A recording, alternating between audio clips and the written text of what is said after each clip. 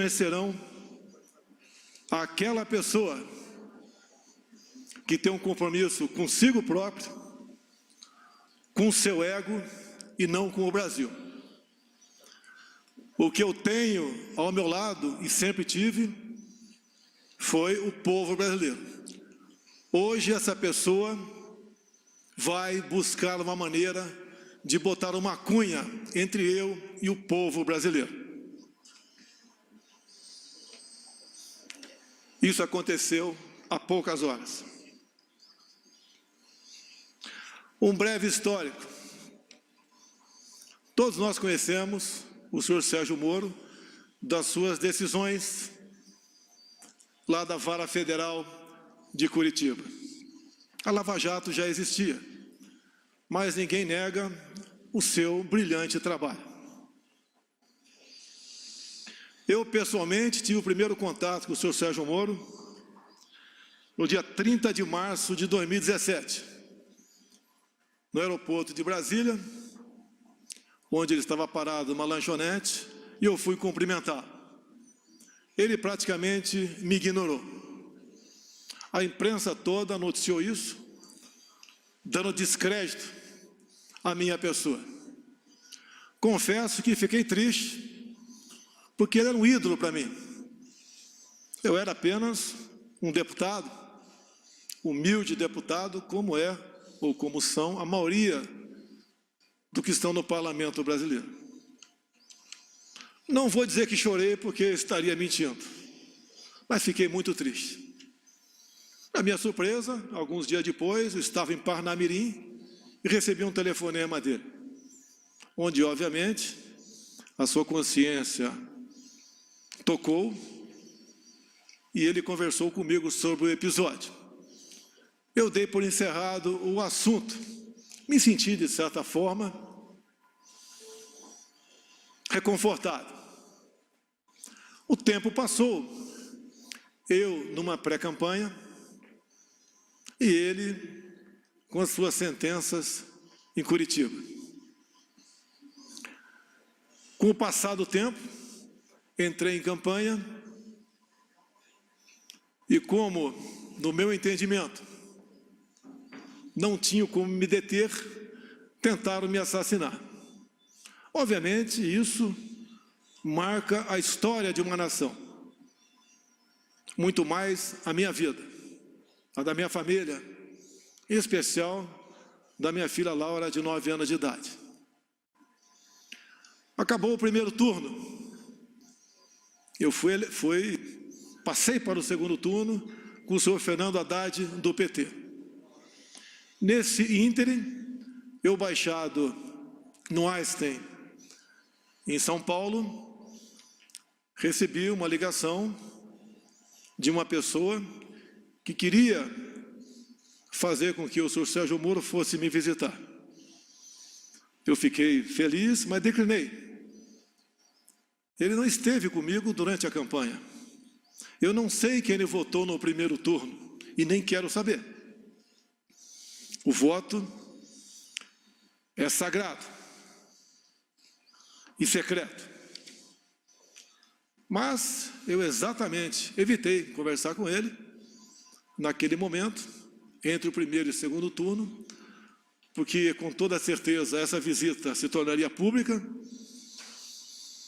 E eu não queria aproveitar do prestígio dele para conseguir uma vitória no segundo turno. Após, então, a nossa vitória, a vitória da democracia, da liberdade, das eleições livres, eu recebi o senhor Sérgio Moro na minha casa, na Barra da Tijuca. Presente, ao meu lado, o senhor Paulo Guedes, o homem que já havia escolhido para ser ministro da Economia. E ali traçamos alguma coisa de como ele seria tratado caso aceitasse o nosso convite para ser ministro da Justiça. Obviamente, repito, ele não participou da minha campanha. Acertamos, como fiz com todos os ministros, vai ter autonomia no seu ministério. Autonomia não é sinal de soberania. A todos os ministros, e a ele também, falei do meu poder de veto. Os cargos chaves teriam que passar pelas minhas mãos e eu daria o sinal verde ou não. Para todos os ministros foi feito dessa maneira. Mais de 90% desses cargos que passaram pelas minhas mãos, eu dei o sinal verde. Assim foi também com o senhor Valeixo. Até ontem, diretor-geral da nossa honrada e gloriosa Polícia Federal. A indicação foi do senhor Sérgio Moro, apesar de a lei de 2014 dizer que a indicação para esse cargo e a nomeação é exclusiva do senhor presidente da República. Abri mão disso, porque confiava no senhor Sérgio Moro. E ele levou a sua equipe, ou trouxe a sua equipe aqui para Brasília. Todos os cargos chaves são de Curitiba, inclusive a Polícia Rodoviária Federal. Lógico, me surpreendeu. Será que os melhores quadros da PF, todos estavam em Curitiba? Mas vamos confiar, vamos dar um crédito. E assim, nós começamos a trabalhar. O senhor da imprensa bem sabe que eu não conto com a isenção, na maioria das vezes, por parte de vocês, nas matérias publicadas. Desde o começo, já se começou a falar que eu estava dificultando operações de combate à corrupção. Porque as operações, com muito menos intensidade, apareciam. Mas é óbvio que isso ia acontecer. Se as nossas indicações para ministérios, bancos oficiais e estatais não passavam por indicações partidárias, está na cara que a fonte da corrupção não era tão abundante quanto antigamente. Isso começou a bater sobre mim, como se eu tivesse contrário à Lava Jato. Isso não é verdade. As grandes operações da PF no passado foram em cima de estatais ou de empreiteiros que faziam obras e arrancavam recursos via bancos oficiais, em especial o BNDES. Nós botamos um ponto final nisso. Isso foi muito caro para mim. Poderosos se levantaram contra mim. E é uma realidade. É uma verdade. Eu estou lutando contra um sistema, contra o establishment. Coisas que aconteciam no Brasil, praticamente não acontecem mais. E me desculpe a modéstia, em grande parte, pela minha coragem de indicar um time de ministros comprometido com o futuro do Brasil. Continua não sendo fácil, mas pode ter certeza, hoje em dia, eu conto com muitos parlamentares dentro do Congresso Nacional que já comungam dessa tese, de vários partidos, exceto da extrema esquerda, porque o que eles querem, no final das contas, é roubar a nossa liberdade. No que depender de mim, não medirei esforços para que isso não aconteça. Dizer ao prezado ex-ministro Sérgio Moro, como o senhor disse hoje na sua coletiva, por 3 vezes, o senhor disse que tinha uma biografia a zelar. Eu digo a vossa senhoria que eu tenho um Brasil a zelar. Não apenas fiz um juramento, quando sentei em praça, nos idos 1973, na Escola Preparatória de Cadetes do Exército em Campinas, em dar a vida pela minha pátria, se preciso fosse. Mais que a vida para minha pátria, eu tenho dado. Eu tenho dado o desconforto da minha família. As acusações mais torpes possíveis, não só contra a minha família, bem como aqueles que estão ao meu lado. Falava-se em interferência minha na Polícia Federal. Ora as bolas, se eu posso trocar o ministro, por que não posso, de acordo com a lei, trocar o diretor da Polícia Federal? Eu não tenho que pedir autorização para ninguém para trocar o diretor ou qualquer um outro que esteja na pirâmide hierárquica do Poder Executivo. Será que é interferir na Polícia Federal, quase que exigir, implorar Sérgio Moro que apure quem mandou matar Jair Bolsonaro? A PF de Sérgio Moro mais se preocupou com Marielle do que com seu chefe supremo. Cobrei muito deles aí. Não interferi. Eu acho que todas as pessoas de bem no Brasil querem saber. E entendo, me desculpe, senhor ex-ministro, entre meu caso e da Marielle, o meu está muito menos difícil de solucionar. Afinal de contas, o autor foi preso em flagrante delito. Mais pessoas testemunharam, telefones foram apreendidos, 3 renomados advogados, em menos de 24 horas, estavam lá para defender o assassino. Isso é interferir na Polícia Federal? Será que pedir à Polícia Federal, quase que implorar, via ministro, para que fosse apurado o caso Marielle, no caso porteiro da minha casa 58, na Avenida Lúcio Costa, 3100? Quase que por acaso descobrimos, se não eu pedir para o meu filho ir na portaria e filmar a secretária eletrônica? Talvez até hoje ficasse a dúvida para todos que eu poderia estar envolvido nisso. Isso foi numa quarta-feira de março de 2018, onde entre a ligação do porteiro para a minha casa e as minhas digitais nos painéis de presença da Câmara, tinha um espaço de menos de 1 hora, eu não estava lá. Depois, a perícia da Polícia Civil do Rio ainda chega à conclusão que aquela voz não é a voz do porteiro em questão. Será que é interferir na Polícia Federal, exigir uma investigação sobre esse porteiro? O que aconteceu com ele? Ele foi subornado? Ele foi ameaçado? Ele não sofre ele sofre das faculdades mentais? O que aconteceu para ele falar com tanta propriedade um fato que, segundo ele, existiu há praticamente 1 ano atrás?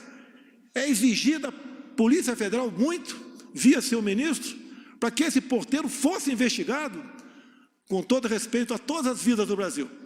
Acredito que a vida do presidente da República tem um significado, que afinal de contas é o chefe de Estado. Isso é interferir na Polícia Federal? Cobrar isso da sua Polícia Federal? Confesso que, ao longo do tempo, como bem vos lhes disse, uma coisa é ter uma imagem e conhecer uma pessoa, a outra é conviver com ela. Nunca pedi para ele, para que a PF me blindasse onde quer que fosse. Quando se fala em corrupção, eu falo da minha vida particular. Nos últimos 2 anos de parlamentar, gastei menos da metade que poderia gastar na sua cota parlamentar, com passagem aérea, com despesa de combustível, de alimentação, de aluguéis. Na vida de presidente da República, eu tenho 3 cartões corporativos. 2 são usados para despesas, as mais variadas possíveis, que afinal de contas, mais de 100 pessoas estão na minha segurança diariamente. Despesas de casa normal. E um terceiro cartão, que eu posso sacar 24 mil por mês, sem prestar conta. Eu posso sacar 24 mil reais e gastar onde bem entender, sem prestação de contas. Quanto eu usei dessa verba desde janeiro do ano passado? 0. Isso é obrigação. Desliguei o aquecedor da piscina olímpica do Alvorada. Modificamos o cardápio. Mas isso não tem nada a ver. É obrigação da minha parte. Mas só para lembrar que eu tenho preocupação com a coisa pública e busco dar exemplo. Quando se fala em interferência, tem aqui um ministro meu, tão importante quanto os demais, que nós somos uma corrente, nenhum elo é mais forte que a própria corrente, o Paulo Guedes. Quando eu vi que o Inmetro, que é um órgão parecido até, logicamente, cada um na sua função, com a Polícia Federal, com a PRF, com a Secretaria da Cultura, do Marcelo Arvantônio, entre tantas outras. Eu falei, Paulo Guedes, eu vou implodir o Inmetro, porque o que eu descobri lá, nós não podemos deixar o povo sofrer dessa maneira. Queriam trocar 1.600.000 tacógrafos de motoristas, de viaturas, cada tacógrafo custando R$ 1.900. Quem ia pagar a conta era o motorista de caminhão, o motorista de van, de ônibus. Queriam trocar todos os taxímetros do Brasil. Só no meu estado, Rio de Janeiro, 40 mil taxistas iam ter que comprar um novo taxímetro. Queriam um chip em cada bomba de combustível no Brasil, onde nós ficamos sabendo que não teria a sua devida eficácia. Não tem, essa conta não foi para o povo pagar. A obrigação do Inmetro é, obviamente, atestar a qualidade de muita coisa e, de preferência, obviamente, evitar onerar o nosso já sofrido povo brasileiro com a pesada carga de impostos que tem. Implodimos o Inmetro. E a Polícia Federal? Como publicado por vocês no dia de ontem, mas esqueçam a imprensa. Ontem, numa videoconferência, o senhor Valeixo se dirigiu a todos os seus 27 superintendentes e disse que desde janeiro vinha falando com o senhor Sérgio Moro, queria deixar a Polícia Federal. Os superintendentes são a prova disso. E eu, algumas vezes, falei com o Sérgio Moro sobre a Polícia Federal. Quando eu me elegi, havia uma ideia por parte de policiais, muitos trabalhavam comigo, em torno de 60 em rodízio, eu tinha direito a isso pela legislação, até o maior efetivo, por ser o candidato com maior chance, e mesmo assim, apesar de todo o trabalho da Polícia Federal, não conseguiu evitar a tentativa de homicídio, mas eu digo, foi a Polícia Federal, com o seu trabalho técnico, preventivo, que também foi um elo na salvação da minha vida. Porque a cada ponto, a cada esquina que eu passava, eles tinham um plano da minha evacuação, caso sofresse alguma coisa.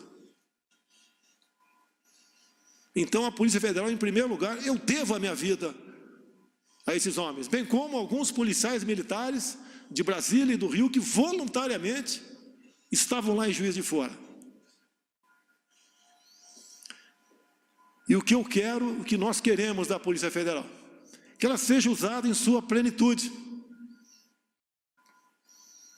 que as suas operações sejam, no mínimo, mantidas, no que depender de mim, potencializadas.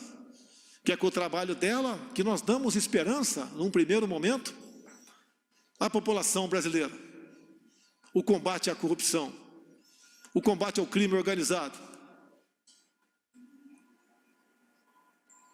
E, como mesmo o senhor Valeixo disse que estava cansado, eu comecei a fazer gestões junto ao ministro para trocarmos o diretor-geral da Polícia Federal. Era a intenção dele, como ele declarou ontem, que desde janeiro queria sair.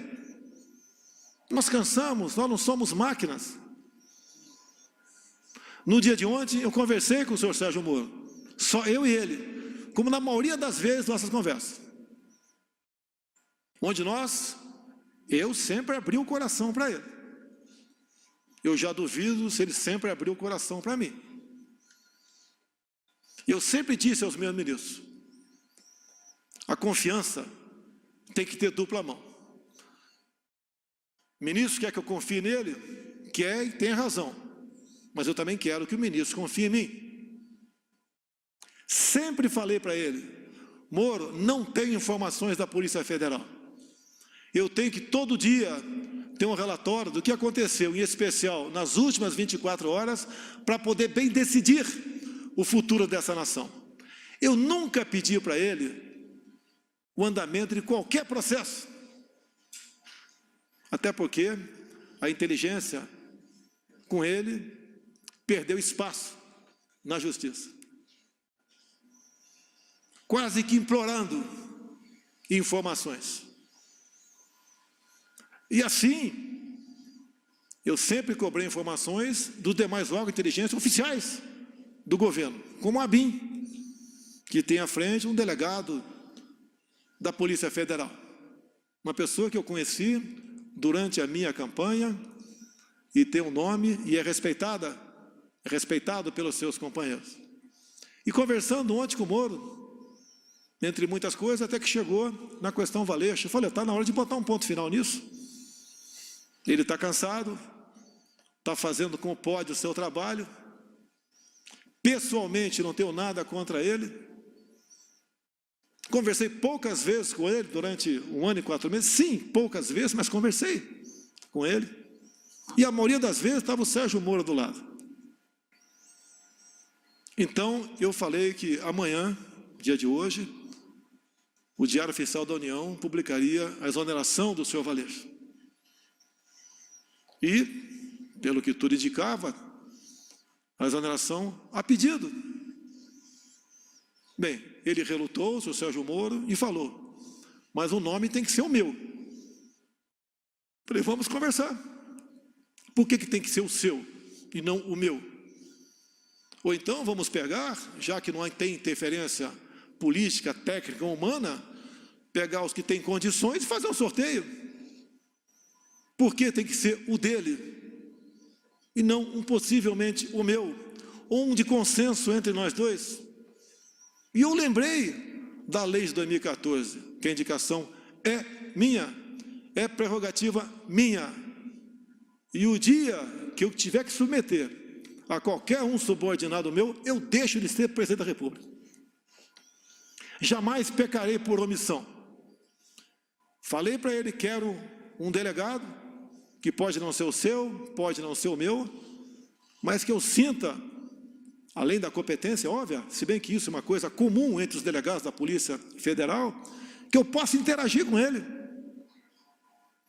Por que não? Eu interajo com os órgãos de inteligência das Forças Armadas, se preciso for, eu interajo com a ABIN,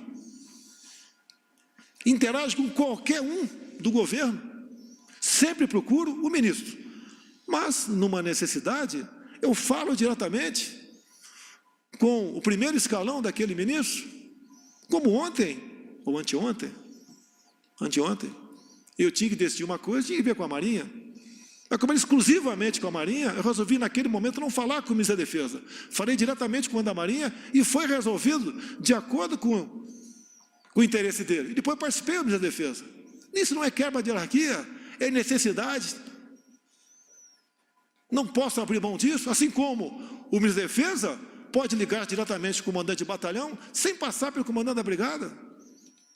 Se preciso for, depois ele participa, para evitarmos que venhamos ferir o princípio da hierarquia. E mais, já que ele falou em algumas particularidades, Mais de uma vez, o senhor Sérgio Moro disse para mim, você pode trocar o Valeixo sim, mas em novembro, depois que o senhor me indicar para o Supremo Tribunal Federal. Me desculpe, mas não é por aí. Reconheço as suas qualidades em chegando lá, se um dia chegar, pode fazer um bom trabalho, mas eu não troco. E outra coisa, é desmoralizante para um presidente ouvir isso, mais ainda externar, ou não trocar, porque não foi trocado, sugerir a troca de 2 superintendentes entre 27. O do Rio, a questão do porteiro, a questão do meu filho 04, o Renan, que agora tem 20, 21 anos de idade, quando no clamor da questão do porteiro, do caso Adélio, que os 2 ex-policiais teriam ido falar comigo, também apareceu que o meu filho 04 teria namorado a filha desse ex-sargento. Eu comecei a correr atrás. Primeiro eu chamei meu filho. Abre o jogo. Pai, eu saí com metade do condomínio, nem lembro quem é essa menina, se é que eu estive com ela. Hoje a vida é assim, a intenção de dizer que o meu filho namorava a filha do ex-sargento era que nós tínhamos um relacionamento familiar. Eu não me lembro dele. Pode ser até que tenha tirado foto com ele. Durante pré-campanha e campanha era comum eu tirar em média 500 fotografias por dia, porque essa era a minha imprensa. E daí eu fiz um pedido para a Polícia Federal, quase com por favor, chegue em Mossoró e interrogue o ex-sargento.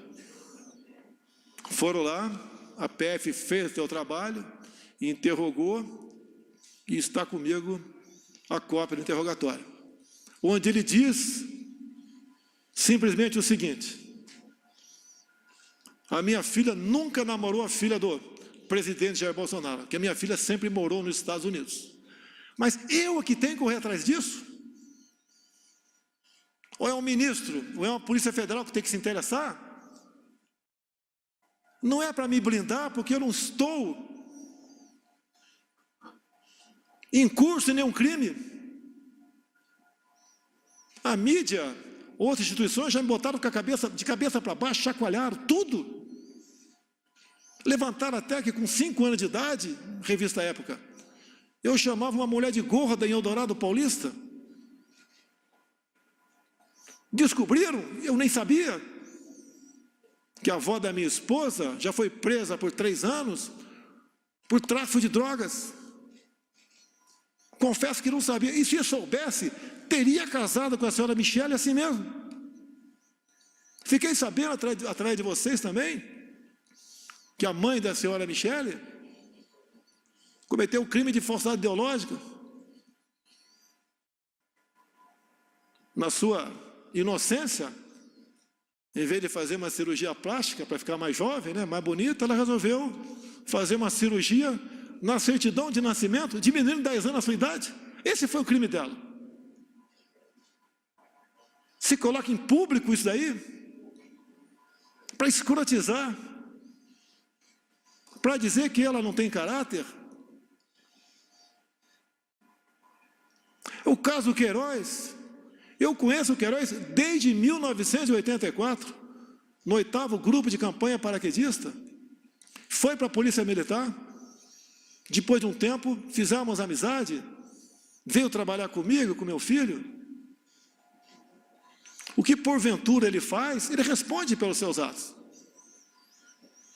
Não foi por uma, foi por 2 vezes que o Queiroz teve dívida comigo. Me pagou com cheques. E não veio para minha conta esse cheque, porque eu simplesmente deixei no Rio de Janeiro, não estaria na minha conta. E não foram 24 mil reais, foi 40 mil reais. Desde o primeiro momento. Não é uma pessoa, porventura, faz algo de errado, está do nosso lado. Você tem que ser responsabilizado. E o tempo todo ser cobrado por isso.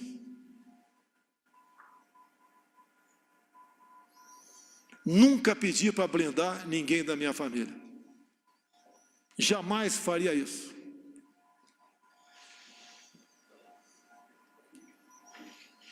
Agora, eu lamento que aquela pessoa que mais tinha que defender dentro de uma legalidade não faz. Teve um clima sem pesado com o senhor ministro, na última reunião de ministros, onde eu cobrei dele, na frente de todos os ministros, que ele tomasse uma posição sobre a prisão e algemas usada contra mulheres na praia, mulheres em praça pública, como de Araraquara, um pobre, um humilde trabalhador do comércio, no Piauí, entre tantos outros, que ele tinha que mostrar sua cara. Ele tem amparo na lei do abuso de autoridade. Essa lei, que por ser lei, não tem que ser questionada, discutida, tem que ser cumprida. Quem é contra ela, que apresente o ADIM junto ao órgão competente, para que ele ajuize junto ao Supremo Tribunal Federal. A resposta dele foi o silêncio. Boas matérias, ele aparece, mas se omite. A minha vida, as minhas ações, muitas vezes, elas são de um arrebento, de explosão. Eu não posso admitir cercear o direito de ir e vir quem quer que seja. E a lei que fala sobre isso, no caso de pandemias, é alguém comprovadamente infectado. A decisão dessas medidas coercitivas cabem aos respectivos governadores e prefeitos. Assim decidiu o Supremo Tribunal Federal. E uma vez decidido, não cabe a mim questionar mais. Prefeitos, alguns governadores, em cima disso, estão cometendo tremendos absurdos. E o governo federal tem que se posicionar, tem que peticionar o Supremo Tribunal Federal, entrar com ações. E quem tem que fazer isso? O presidente? Ou o ministro da pasta responsável? Isso incomoda a ele. É um ministro, lamentavelmente, desarmamentista, dificuldades enormes com decretos para facilitar para os CACs ou para aqueles que têm uma arma, a compra de armamento, de munição.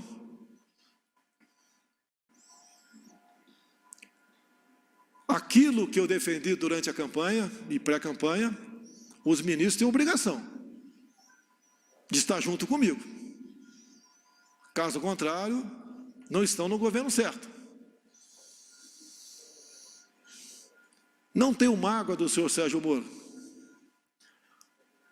Hoje pela manhã, acredito que 7 ou 8 deputados, ou meia dúzia, tomaram café comigo. E eles estão à vontade, se quiser falar ou não. Eu lhes disse, hoje vocês vão conhecer quem realmente não me quer na cadeira presidencial. Esse alguém não está no Poder Judiciário, nem está no Parlamento Brasileiro. Não lhes disse o nome. Falei, vocês vão conhecê-lo às 11 da manhã. Repetindo a vocês. Veio com a cunha. Se ele quer ter independência, como eu tenho, autoridade, ou se quisesse, poderia vir candidato em 2018.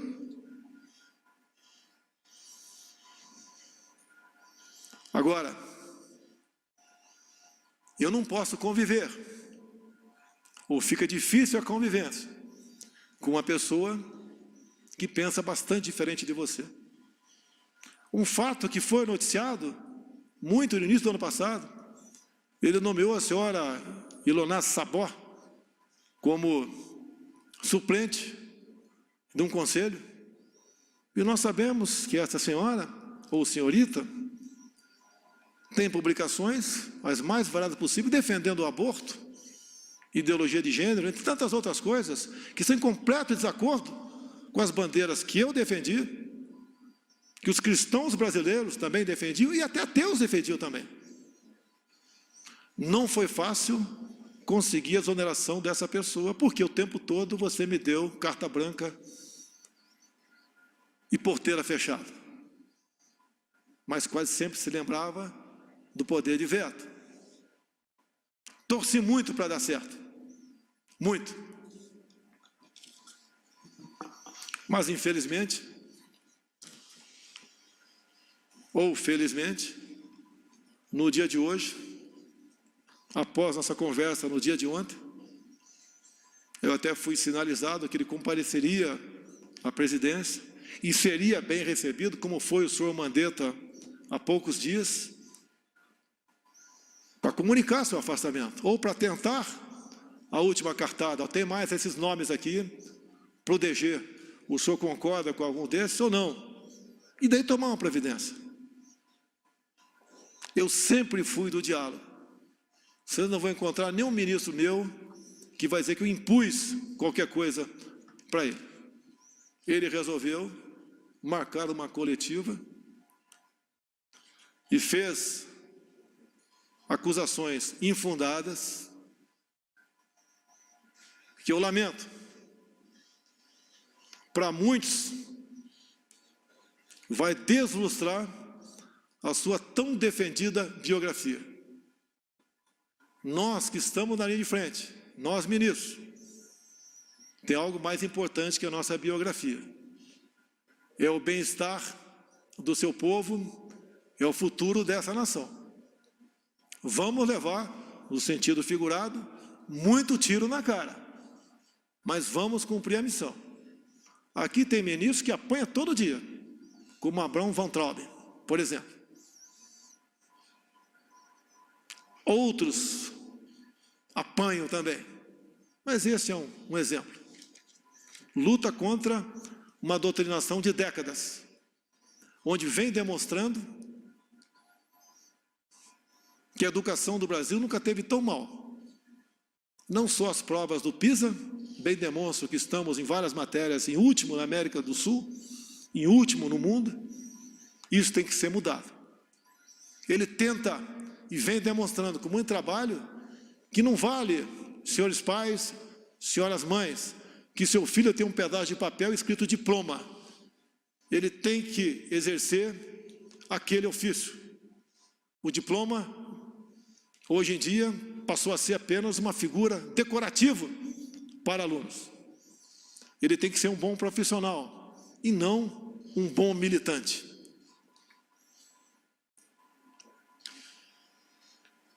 Três páginas bem curtas apenas aqui, eu vou ler e dar o encerramento a essa coletiva. Meu compromisso é com o Brasil e com a democracia. Sempre dei plena liberdade aos meus ministros, sem abrir mão do meu poder de veto e da minha autoridade como presidente da República. Sempre mantive diálogos republicanos com todos os meus ministros. Temos discordâncias e convergências, mas em qualquer situação mantive o respeito à opinião de todos. Sempre fui leal a eles. Ontem, mais uma vez, conversamos com o senhor ministro Sérgio Moro sobre a substituição na Polícia Federal. Esperava, em conjunto com o senhor ministro, definir um nome para dirigir a instituição, ainda que, pela lei, esta seja uma prerrogativa exclusiva do presidente da República. Estou decepcionado e surpreso com o seu comportamento. não se dignou a me procurar e preferiu uma coletiva de imprensa para comunicar sua decisão. Meu compromisso é com a verdade, sem distorções. Não são verdadeiras as insinuações de que eu desejaria saber sobre investigações em andamento. Nos quase 16 meses em que esteve à frente do Ministério da Justiça, o senhor Sérgio Moro sabe que jamais lhe procurei para interferir nas investigações que estavam sendo realizadas. A não ser aquelas, não vi interferência, mas quase como uma súplica sobre o Adélio, o porteiro e meu filho 04. Sobre a exoneração do Dr. Valeixo, diretor-geral da Polícia Federal, pela Lei 13.047, de 2014, é prerrogativa do Presidente da República a nomeação e a exoneração do diretor-geral, bem como de vários outros cargos da administração direta. A exoneração ocorreu após uma conversa minha com o ministro da Justiça, pela manhã de ontem. À noite, eu e o doutor Valeixo conversamos por telefone e ele concordou com a exoneração a pedido. Desculpe, senhor ministro, o senhor não vai me chamar de mentiroso. Não existe uma acusação mais grave para um homem como eu, militar, cristão e presidente da República, ser acusado disso. Essa foi a minha conversa com o doutor Valeixo. E mais ainda,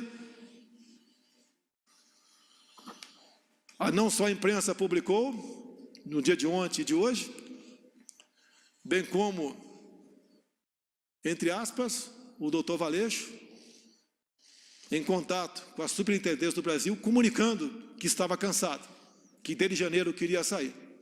Então não foi uma demissão que causasse surpresa a quem quer que fosse. A PF é uma instituição de Estado. Ela deve se conduzir de acordo com a Constituição Federal e as leis do país. Não importa quem as conduza. Não abro mão disso. Não existe possibilidade de interferência na Polícia Federal. Sua própria estrutura e seus profissionais garantem a autonomia de suas investigações. Esta autonomia é inerente à instituição, independente de governos. Não posso aceitar minha autoridade confrontada por qualquer ministro. Assim como respeito a todos, espero o mesmo comportamento. Confiança é uma via de mão dupla. Continuarei fiel a todos os brasileiros. Seguirei no combate à corrupção, às organizações criminosas e no trabalho para a redução da criminalidade. O governo continua. O governo não pode perder sua autoridade por questões pessoais de alguém que se antecipa a projetos outros. Travo o bom combate. A minha preocupação é entregar o Brasil para quem vier me suceder no futuro, bem melhor do que recebi em janeiro do ano passado. Confio nos meus ministros, nos servidores públicos, que têm nos ajudado a vencer a estes obstáculos. O Brasil é maior do que qualquer um de nós. Esse é o nosso compromisso, esse é o nosso dever de servir a pátria. A pátria vai ter de cada um de nós o seu empenho, o seu sacrifício e, se possível, se for necessário, o teu sangue para defender a democracia e a liberdade. Meu muito obrigado a todos os senhores.